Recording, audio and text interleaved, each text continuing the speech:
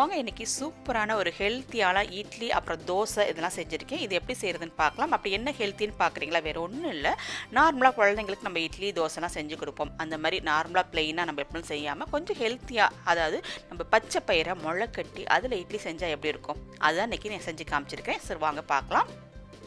இந்த கப்பில் வந்து 3 கப் வந்து இட்லி அரிசி வந்து ஊற வச்சுருக்கோம். நார்மலாக நம்ம எப்படி இட்லி செய்வோமோ அதே மெத்தட் தான் இது. 1 கப் வந்து உளுந்து ஊற வச்சுருக்கேன்.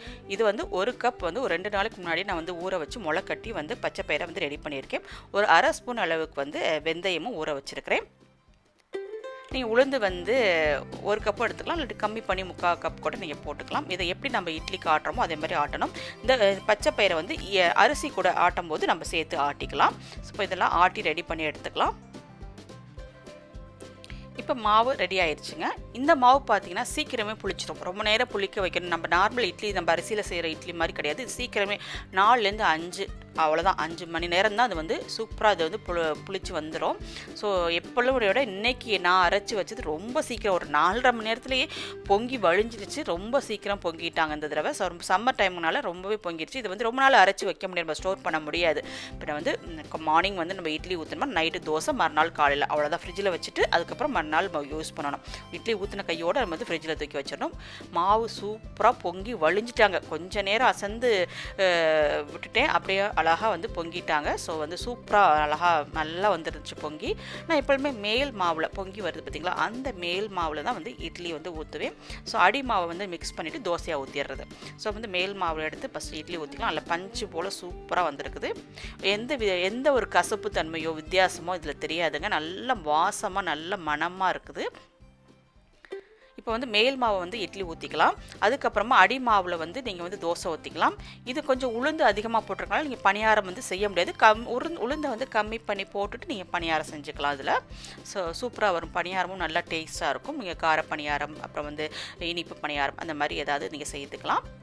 இந்த பச்சை பயிறு பார்த்தீங்கன்னா ஜென்ரலாகவே பார்த்தீங்கன்னா நம்ம சீயக்காவோட சேர்த்து அரைப்போம். அப்புறம் வந்து முகத்துக்கெலாம் அந்த பவுடரை வந்து பச்சை பயிறு பவுடர் வந்து முகத்துக்கு பூசுவோம். ஏன்னா அது வந்து முகம் வந்து நல்லா பளபளப்பாக வரும் அப்படின்னு.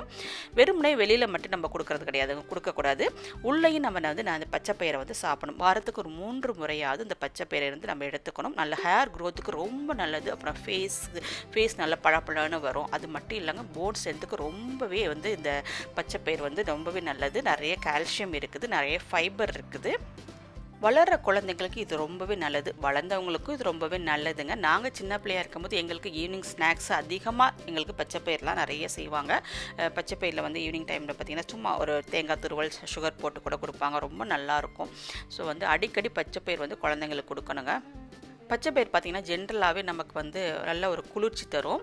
இதில் பார்த்திங்கன்னா தோசையும் சூப்பராக வருதுங்க. தோசையும் நல்லா மொறுன்னு நல்ல டேஸ்ட்டாக சூப்பராக இருக்கும். ட்ரை பண்ணி பாருங்கள். இது வந்து உடம்புக்கு நல்ல குளிர்ச்சியும் தருது.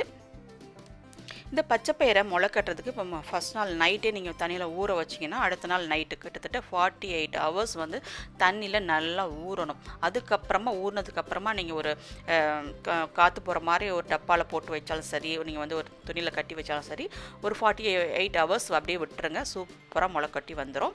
இப்போ வந்து இதுக்கு வந்து ஒரு கார சட்னி தான் செஞ்சுருந்தேன். சிம்பிளாக ஒரு கார சட்னி சூப்பராக இருந்தது. இட்லி பார்த்தீங்கன்னா ரொம்ப சாஃப்டாக அப்படி ஒரு மணமாக இருந்ததுங்க. நல்ல வாசனையாக சூப்பர் டேஸ்ட்டாக இருந்தது. இதில் பச்சை பயிர் போட்டிருக்கதே தெரியாது, அந்த அளவுக்கு டேஸ்ட்டு சூப்பராக இருக்கும். சூப்பரான ஒரு ஆரோக்கியமான ஒரு ரெசிபி தான் இந்த ரெசிபி. இது போன்ற ரெசிபிஸ்லாம் வேணும்னு நினச்சிங்கன்னா மறக்காமல் குறைவிட்டு சப்ஸ்கிரைப் பண்ணி சப்போர்ட் பண்ணுங்கள். தேங்க்யூ.